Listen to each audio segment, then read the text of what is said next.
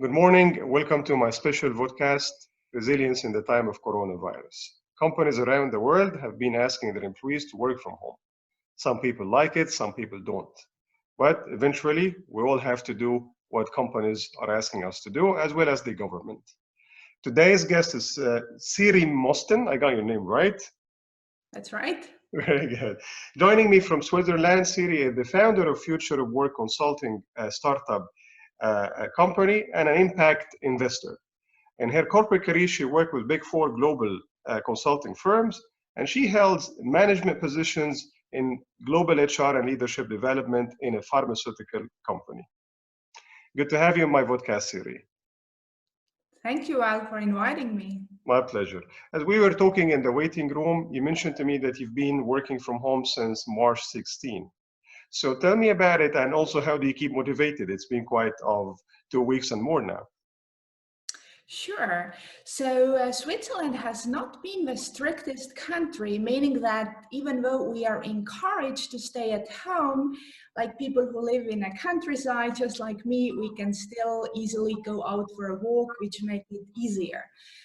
However, as I have had the opportunity more or less over the last year to also balance my working from home with working from co-working spaces. So I have developed kind of my own rhythm. And what I found, when you work alone from home, it's really important to keep your energy levels high. So for example, something what I do in the morning, even before my breakfast or when I start working, I would go for a short walk or even do some yoga or a quick meditation exercise. And funnily, these days, as I am, also all the gyms are closed. So we have built our own mini gym on a terrace. So for example, I can get on a spinning bike or use, if you know, the TRX exercise, which can almost replace the normal gym. And then as my partner is a doctor, so she still has to go to the hospital and deal with the people and so on. So we learned that coronavirus is very fragile when it comes to the heat. So we also are lucky to have a sauna at home. So we tend to have a wellness session also to prevent the virus, so to say. Fantastic. I mean, this is amazing. Actually, having to build your own routine and also to have the equipments you need, give it the sauna or give it the small mini-sized gym that you have. This is all fantastic. But if you look at globally, we were not ready for that. Okay, be it organizations or be it individuals. In your case, you've been working from home for some time, but also you're running your own company. You're acquainted with remote work. But other organizations are not able to do that. So what do you think organizations can do in order for them to be ready for any kind of crisis like that in the future? Mm-hmm. This was also my experience actually at the global pharmaceutical company where I still worked about a year ago.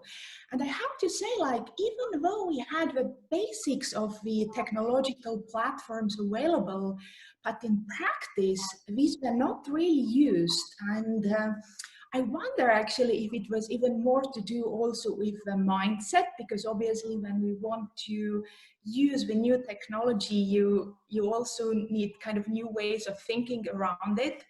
And I had a feeling that in many traditional companies, some managers still adopt the mindset that if I can't see my employees or people working in front of me, then I wouldn't trust that they work the same effectively from home. But here again, this is something that I would totally challenge in these days.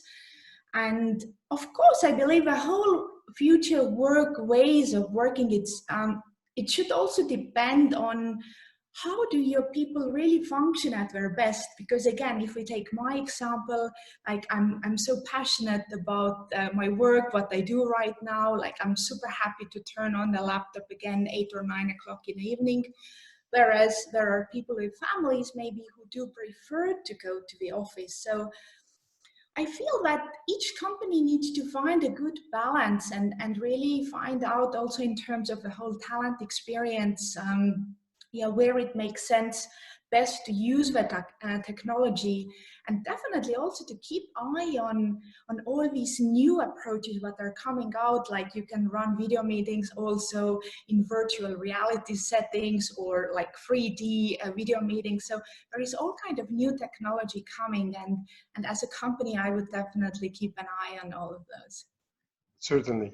But speaking of technology, you must be using some, platforms, softwares, gadgets, and so on to connect with your customers and also to stay in touch with your colleagues and teams. So what kind of platforms are you using for that?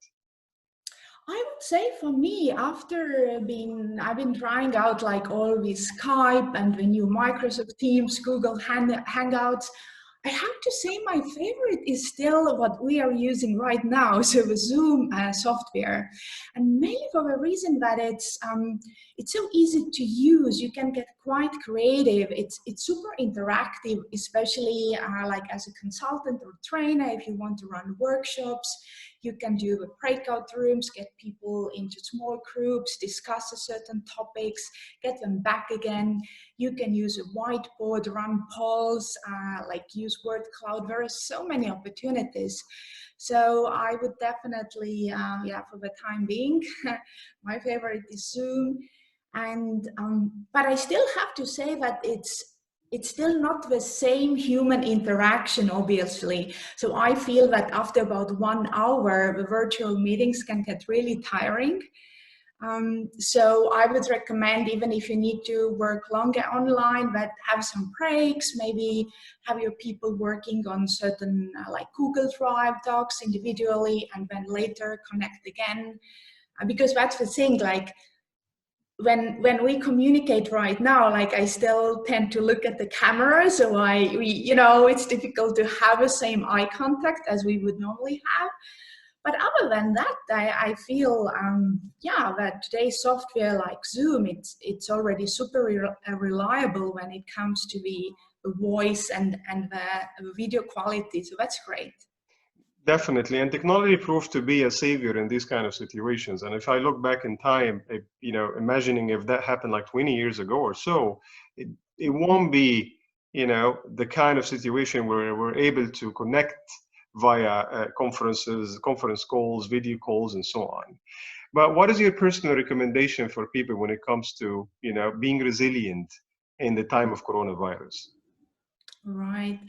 My first recommendation is actually to limit the time you spend on watching mainstream news, because even though like I'm staying also super realistic about the situation, and of course we need to be careful, but I just feel that perhaps it is something that is also ingrained in our journalist education, that what really catches our human attention is more, it's the fear, it's the negativity, what we see, the people dying, and there is perhaps proportionally, much less information about the people who are recovering quickly and really well. So I would say to really try to keep on living as normally as possible, and instead actually even try to see what kind of business opportunities there might be there for you, like how can you work more creatively online. And finally, I would say, if we really look like what is that underlying fear, or why do some people, especially in the lockdown situation, maybe find themselves like more depressed or caught with anxiety. And I think the underlying fear is still the fear like, oh my God, I may die. But even here, I would challenge, even if we don't have Corona times, the fact is, like me or you, none of us knows how many days or years we have left. So I would encourage everyone actually rather to focus like, what is it that we can do in this situation in our best, and try to live every day fully, like every day would be your last day, and find a work that you love to do, engage in relationships that are meaningful for you, and if you live like this, then it doesn't matter if it's Corona or post-Corona times, you will be just pretty much happy and thankful for this life, no matter when your time comes. So that's my recommendation. So that is a great advice. I mean, for myself and for everyone that will be listening to our podcast, live in the now, don't worry about the future, and, you know, find the opportunity. Siiri, thank you so much for sharing your insights. I look forward to have you in my next podcast as well. And do stay safe and positive as you are. Thank you, Wael. Thank you for inviting me. Thank you.